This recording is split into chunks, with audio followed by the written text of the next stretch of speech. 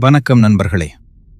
இன்று நாம் பார்க்க போவது 2026 தேர்தலில் நாம் தமிழர் கட்சியின் தலைமை ஒருங்கிணைப்பாளர் சீமான் எதிர்கொண்ட தேர்தல் பின்னடைவு குறித்து ஒரு அரசியல் பகுப்பாய்வு. இந்த வீடியோ எந்த அரசியல் கட்சியையும் ஆதரிப்பதற்கோ அல்லது எதிர்ப்பதற்கோ அல்ல. மக்கள் மத்தியில் பேசப்பட்ட காரணங்கள் மற்றும் அரசியல் ஆய்வாளர்கள் முன்வைத்த கருத்துக்களை அடிப்படையாக கொண்டு இந்த பகுப்பாய்வு உருவாக்கப்பட்டுள்ளது. முதலாவது காரணம், வாக்குகளை வாக்குச்சீட்டாக மாற்றுவதில் ஏற்பட்ட சவால். சீமான் பல ஆண்டுகளாக சமூக ஊடகங்களிலும் பொதுக்கூட்டங்களிலும் பெரும் ஆதரவை பெற்றிருந்தார். அவரது பேச்சுக்கள் இணையத்தில் லட்சக்கணக்கான பார்வைகளை பெற்றன. ஆனால் சமூக ஊடக ஆதரவு முழுமையாக வாக்குகளாக மாறவில்லை என்று பல அரசியல் பார்வையாளர்கள் கருதுகின்றனர். இரண்டாவது காரணம், கூட்டணி அரசியலின் இல்லாமை.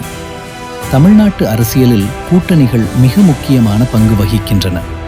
பெரிய கட்சிகள் பல்வேறு சமூகங்களையும் பகுதிகளையும் இணைத்து தேர்தலை சந்திக்கின்றன. ஆனால் நாம் தமிழர் கட்சி தனித்து போட்டியிடும் நிலைப்பாட்டை தொடர்ந்து கடைபிடித்தது. இதனால் பல இடங்களில் வாக்குகள் சிதறியதாக விமர்சனங்கள் எழுந்தன. மூன்றாவது காரணம், வெற்றி பெறக்கூடிய தொகுதிகளை அடையாளம் காணும் தேர்தல் திட்டமிடலில் இருந்த குறைபாடுகள். பல தேர்தல்களில் போட்டியிட்ட போதிலும் வெற்றி பெறுவதற்கான முக்கிய தொகுதிகளில் அதிக கவனம் செலுத்தப்படவில்லை என்று சிலர் கூறுகின்றனர். கட்சியின் வளங்கள் பல இடங்களில் பரவலாக பயன்படுத்தப்பட்டதால் சில முக்கிய தொகுதிகளில் முழு தாக்கத்தை ஏற்படுத்த முடியவில்லை. நான்காவது காரணம், மக்கள் எதிர்பார்ப்புகளில் ஏற்பட்ட மாற்றம். ஒரு காலத்தில் மாற்று அரசியலை எதிர்பார்த்த மக்கள் பின்னர் வேலைவாய்ப்பு, பொருளாதாரம், விலைவாசி உயர்வு, கல்வி மற்றும் சுகாதாரம் போன்ற நேரடி பிரச்சினைகளில் அதிக கவனம் செலுத்த ஆரம்பித்தனர். இதனால் தேர்தல் பிரச்சாரத்தின் முக்கிய அம்சங்களும் மாறின. ஐந்தாவது காரணம், கட்சியின் வளர்ச்சிக்கும் தேர்தல் வெற்றிக்கும் உள்ள வித்தியாசம். ஒரு கட்சி வளர்ச்சி அடைவது ஒரு விஷயம், ஆனால் தேர்தலில் வெற்றி பெறுவது வேறு விஷயம்.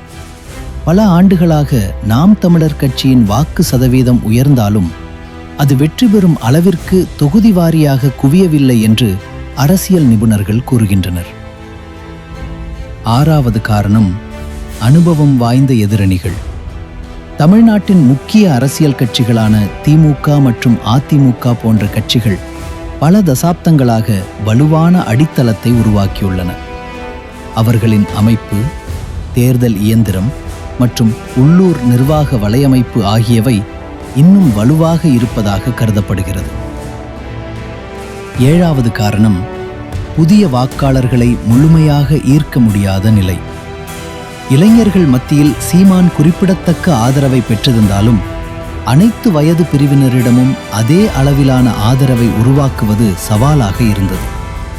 குறிப்பாக பாரம்பரிய வாக்காளர்களிடம் கட்சியின் தாக்கம் குறைவாக இருந்ததாக சில ஆய்வுகள் சுட்டிக்காட்டுகின்றன.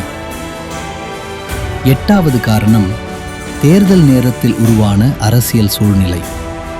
ஒவ்வொரு தேர்தலுக்கும் தனித்துவமான அரசியல் சூழ்நிலை இருக்கும். சில நேரங்களில் தேசிய அரசியல், சில நேரங்களில் மாநில அரசியல், சில நேரங்களில் உள்ளூர் பிரச்சனைகள் வாக்காளர்களின் முடிவுகளை பாதிக்கும். 2026 தேர்தலிலும் அத்தகைய காரணிகள் முக்கிய பங்கு வகித்திருக்கலாம். ஒன்பதாவது காரணம், எதிர்பார்ப்புகளின் உயர்வு. சீமான் மீது அவரது ஆதரவாளர்கள் வைத்திருந்த எதிர்பார்ப்புகள் மிகவும் அதிகமாக இருந்தன. ஆனால் அந்த எதிர்பார்ப்புகளுக்கு ஏற்ப தேர்தல் முடிவுகள் அமையாத போது அது தோல்வி என்ற பார்வையை உருவாக்கியது. 10வது காரணம், மாற்று அரசியலுக்கான நீண்ட பயணம். வரலாற்றை பார்த்தால் பல அரசியல் கட்சிகள் ஆட்சியை அடைய பல ஆண்டுகள் எடுத்துள்ளன. ஆரம்ப காலங்களில் தொடர்ந்து தோல்விகளை சந்தித்த பின்னரே சில கட்சிகள் பெரிய வெற்றிகளை பெற்றுள்ளன. அதுபோலவே மாற்று அரசியலை முன்வைக்கும் கட்சிகளுக்கும் நீண்டகால பொறுமை தேவைப்படுகிறது. இறுதியாக பார்க்கும்போது 2026 தேர்தலில் சீமான் எதிர்கொண்ட பின்னடைவு ஒரே ஒரு காரணத்தால் ஏற்பட்டது என்று கூற முடியாது.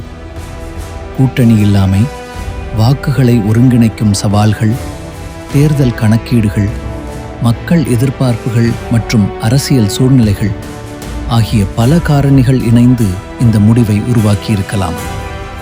ஆனால் அரசியலில் இறுதி முடிவு எதுவும் இல்லை. ஒவ்வொரு தேர்தலும் புதிய வாய்ப்புகளையும் புதிய சவால்களையும் உருவாக்குகிறது.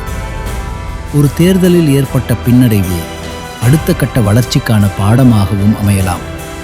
இந்த அரசியல் பகுப்பாய்வு குறித்து உங்கள் கருத்து என்ன என்பதை கருத்து பகுதியில் பதிவிடுங்கள். நன்றி, வணக்கம்.